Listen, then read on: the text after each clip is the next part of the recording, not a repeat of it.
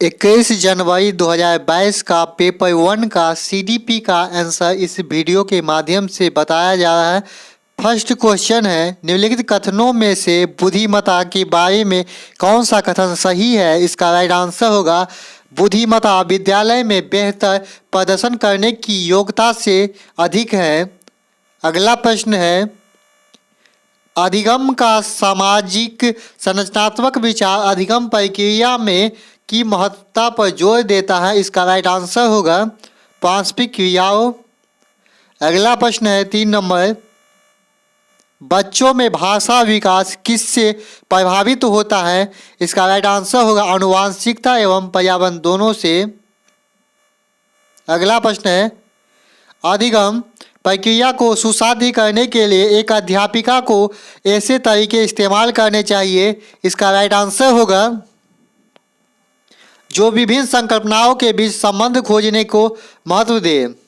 अगला प्रश्न है, लेवायोस्की का सिद्धांत मुख्यतः व्याख्या करता है। इसका राइट आंसर होगा संज्ञानात्मक विकास में सांस्कृतिक उपकरणों के योगदान करें। नेक्स्ट प्रश्न है 6 नंबर, आप एक अध्यापक हैं जो विश्वास करता है कि बच्चे विभिन्न गतियों और अलग अलग तरीकों से सीखते हैं। आज आप अपनी कक्षा में ऐसी आकलन योजना करेंगे जो, इसका राइट आंसर होगा आकलन के लिए अलग अलग तरीकों पर आधारित हो। अगला प्रश्न है, लॉरेंस कोहलबर्ग के नैतिक विकास के सिद्धांत के अनुसार सजा टालने के लिए नियमों का पालन करना किस चरण को दर्शाता है? इसका राइट आंसर होगा प्रथापूर्व चरण। अगला प्रश्न है 8 नंबर, अधिगम के संदर्भ में निम्न में से कौन सा कथन सही है? इसका राइट आंसर होगा अधिगम एक जटिल प्रक्रिया है जिसमें अधिगमकर्ताओं की सक्रिय संलग्नता की जरूरत होती है।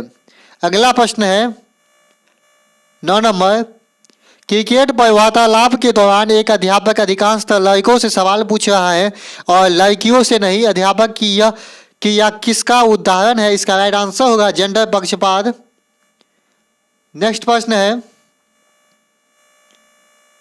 बच्चों के अधिगम पर कक्षा के वातावरण का काफी प्रभाव पड़ता है। परिणति अभिमुखी अधिगम वह अधिगम जो समझने पर जोर दे रहे हैं। संस्कृति को बढ़ावा देने के लिए कक्षा का वातावरण किस तरह का होना चाहिए? इसका राइट आंसर होगा सकारात्मक एवं सहयोगात्मक। अगला प्रश्न है, निम्न में से कौन से कारक अधिगम को प्रभावित करते हैं? इसका राइट आंसर होगा 11 का अभिप्रेरणा, सामाजिक संदर्भ, संवेग, शिक्षा शास्त्रीय उपागम सभी होगा। अगला प्रश्न है 12 नंबर, निम्नलिखित में से कौन सा उर्म समूह जीन पियाजे के संज्ञानात्मक विकास के सिद्धांत के मुख्य संज्ञानात्मक अवस्था चरण के समनुरूप है? इसका राइट आंसर होगा 17 से 11 साल। अगला प्रश्न है, अधिगम प्रक्रिया के बारे में निम्नलिखित में से कौन सा कथन गलत है? इसका राइट आंसर होगा अधिगम प्रक्रिया में त्रुटियां और गलतियां अप्रासंगिक है। अगला प्रश्न है 14 नंबर, गुणज वैकल्प सीधे तौर पर निम्न में से किसे से संबंधित है? इसका राइट आंसर होगा गणितीय संकल्पनों के अधिगम में कठिनता से। अगला प्रश्न है 15 नंबर, भाषा एवं विचार पर लेवायोस्की क्या सुझाते हैं? इसका राइट आंसर होगा भाषा संज्ञानात्मक विकास को निर्देशित करती है। अगला प्रश्न है 16 नंबर, शिक्षा का अधिकार अधिनियम 2009 के अंतर्गत निजी विद्यालयों में आर्थिक रूप से कमजोर वर्ग के विद्यार्थियों के दाखिले हेतु सीटों के आरक्षण का प्रावधान है। इन छात्रों को सफल समावेशन हेतु एक अध्यापक को किस तरह की शिक्षा शास्त्र का इस्तेमाल करना चाहिए? इसका राइट आंसर होगा समानता पर आधारित।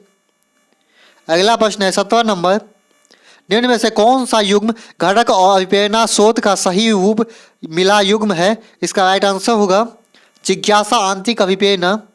अगला प्रश्न है 18 नंबर, प्राथमिक कक्षाओं में संकल्प अध्यापन हेतु विषय वस्तु को प्रस्तुत करने का कौन सा कर्म सर्वाधिक उपयुक्त है? इसका राइट आंसर होगा मूर्त सामग्री चित्र संकेत। अगला प्रश्न है लेवाइस्की के सिद्धांतों के अनुसार निम्न में से कौन सी अध्यापन अधिगम प्रक्रिया को पार प्रदान करने की प्रभावशाली तकनीक है? इसका राइट आंसर होगा समस्या को सुलझाने के दौरान अगर बच्चे किसी बिंदु पर अटक जाए तो उससे समय संकेत और इशारा देना चाहिए। अगला प्रश्न है 20 नंबर, शिक्षा के समकालीन नीतियों के अनुसार दिव्यांग बच्चों की शिक्षा के लिए कौन सा मॉडल सुझाया गया है? इसका राइट आंसर होगा समावेशी शिक्षा। अगला प्रश्न है समस्या समाधान कौशल को किस प्रकार बढ़ाया जा सकता है? इसका राइट आंसर होगा समस्याओं को मानक प्रारूपों में प्रस्तुत करके। अगला प्रश्न है बच्चों को बार बार यह बोलने से कि वह अधिगम के योग्य नहीं है किस संभावना को बढ़ावा देता है? इसका राइट आंसर होगा बच्चे अधिगम के प्रति अनुप्रेरित निष्प्रेरित हो जाएगा। अगला प्रश्न है एक समावेशी कक्षा में सूचना को किस तरह प्रस्तुत करना चाहिए? इसका राइट आंसर होगा बहुल रूप में। अगला प्रश्न है 24 नंबर, बच्चों में सृजनात्मकता को किस प्रकार सुसाध्य किया जा सकता है? इसका राइट आंसर होगा अन्वेषण को प्रोत्साहित करके। अगला प्रश्न है 25 नंबर, एक प्रगतिशील कक्षा, इसका राइट आंसर होगा अधिगमकर्ताओं की व्यक्तिगत विभिन्नताओं को सम्मान करता है। अगला प्रश्न है 26 नंबर, निम्नलिखित में से कौन सा बच्चों के समाजीकरण का प्राथमिक कारक है? इसका राइट आंसर होगा निकट से परिवार। अगला प्रश्न है 27 नंबर, एक घोड़े को देखकर एक 3 वर्षीय बालिका चकित होकर बोली वाह इतना बड़ा कुत्ता। जिन ब्याजे के संज्ञानात्मक विकास के सिद्धांत के अनुसार बालिका का यह प्रतिक्रिया निम्न में से किसका उदाहरण है? इसका राइट आंसर होगा आत्मसातकरण या समावेशन का। अगला प्रश्न है 28 नंबर, बाल विकास के सिद्धांतों के संदर्भ में निम्न में से कौन सा कथन सही है? इसका राइट आंसर होगा विकास शरीर के केंद्रीय भाग से बाहरी भाग की तरफ होता है। अगला प्रश्न है 29 नंबर, विद्यार्थियों की संकलनात्मक समझ को सुसाध्य करने हेतु एक अध्यापिका को, इसका राइट आंसर होगा जो प्रस्तुत किया गया है और जो पहले से ही ज्ञात है उन दोनों के संबंध स्थापित करने की अवसर प्रदान करने चाहिए। अगला प्रश्न है 30 नंबर, बाल केंद्रित कक्षा में एक अध्यापिका को किसका को महत्व देती है? इसका राइट आंसर होगा ज्ञान की सक्रिय संरचना प्रक्रिया को। इस वीडियो के माध्यम से आपको 30 CDP का 100% सही आंसर की प्रोवाइड किया गया है और 30 मैथ का भी 21 जनवरी का आंसर की अपलोड हो गया है इस चैनल पर। आप लोग चैनल पर विजिट करके वीडियो को जरूर देखिएगा। मिलते हैं नेक्स्ट वीडियो में। आप चैनल पर पहली बार विजिट कर रहे हैं तो चैनल को सब्सक्राइब जरूर करें। Thank you.